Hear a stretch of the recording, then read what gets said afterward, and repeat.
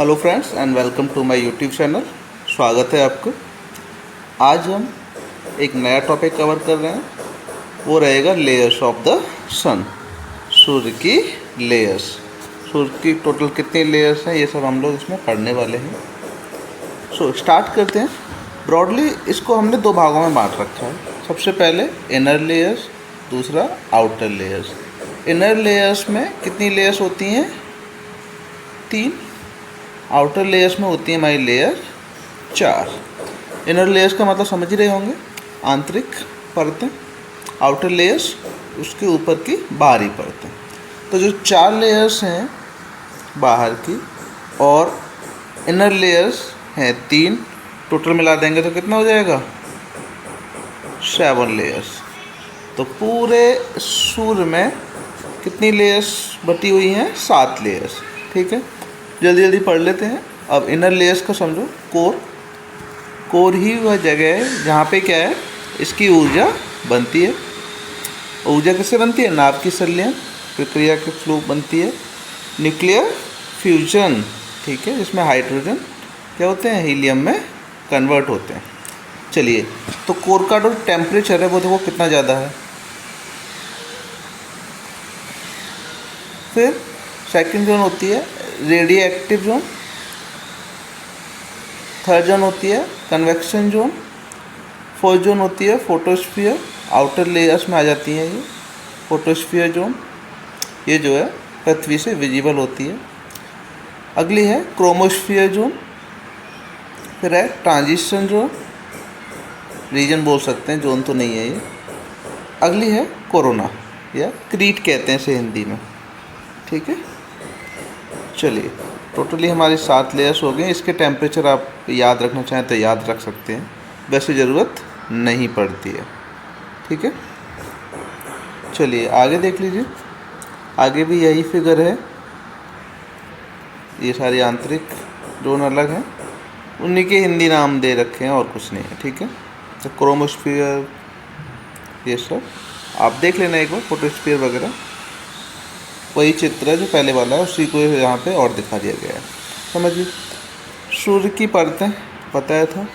तो मेन मैं वैसे उतना करा दे रहा हूँ, बहुत छोटी वीडियो बना रहे हैं।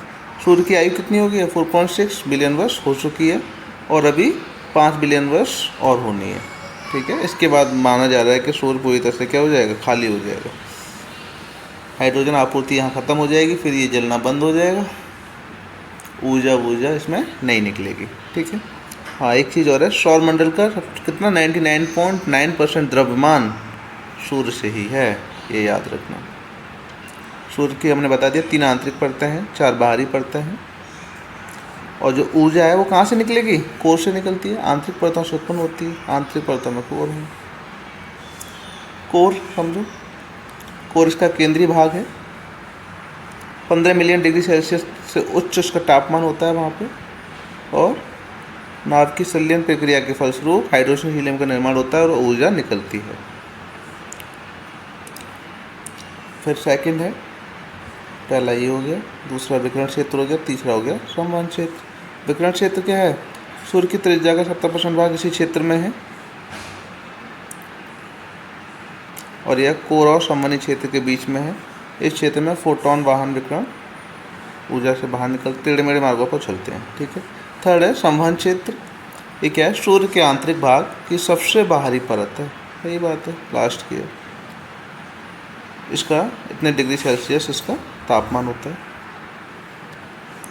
बाहरी परत हो कितनी बताई थी? 4, 1, 2, संक्रमण क्षेत्र 3। ठीक है, और चौथी आगे होगी फोटोस्फीयर, प्रकाश मंडल कहते हैं इसे। क्रोमोस्फीयर को वर्णमंडल कहते हैं और संक्रमण क्षेत्र को कहते हैं संक्रमण क्षेत्र। संक्रमण ये ट्रांजिशन रीजन है ना। ट्रांजिशन रीजन किस किस की होती है? क्रोमोस्फीयर और कोरोना की। ठीक है, सेकंड और फोर्थ के बीच में है ये, तो इसे ट्रांजिशन स्टेज कह देंगे।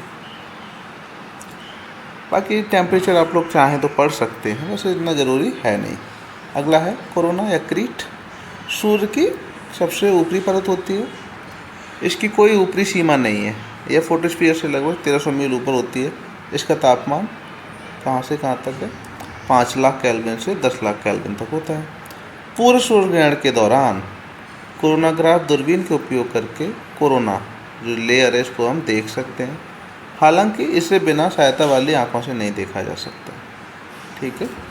पूर्ण सूर्य ग्रहण के समय जो दूरबीन का यूज़ करके हम जो देखते हैं वो हम कैसे देखते हैं, कौन सी लेयर दिखती है हमें, कोरोना या क्रीट लेयर दिखती है। इसमें कुछ इम्पोर्टेंट टॉपिक्स और हैं, वो लगे हाथ यहीं पे करा देते हैं। ठीक है। सबसे पहले होता है सौर धब्बा चक्र। आप पढ़ेंगे सौर धब्बा चक्र।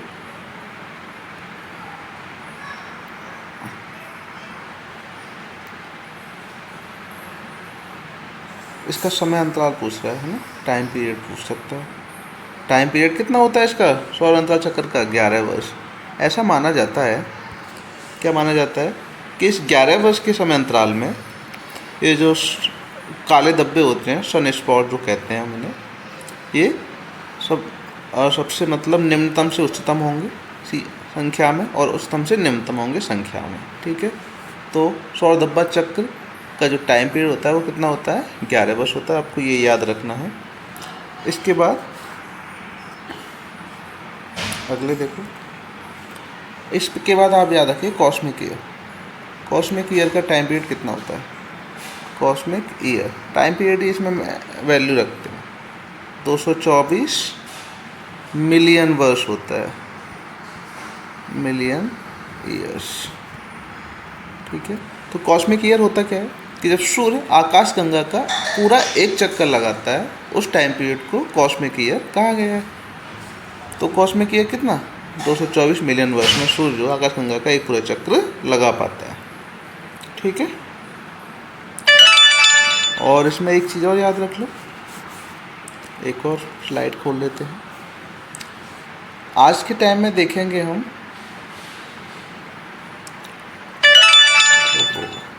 70% हाइड्रोजन है सूरज पे और कितना 28% करीब हीलियम है। ठीक है। और 2% अदर भारी तत्व जैसे लिथियम, यूरेनियम वगैरह ये है। ठीक है। तो ये याद रखना कितना परसेंट है, 70% आपकी हाइड्रोजन है और 28% आपकी हीलियम है वर्तमान में।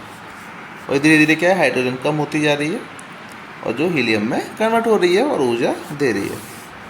ठीक है। और हमने बता दिया न्यूक्लियर फ्यूजन नाभ की संलयन की प्रक्रिया के द्वारा सूरज रोशनी पैदा करता है। बहुत छोटा टॉपिक है, इसमें सिर्फ इतना ही। Thank you so much.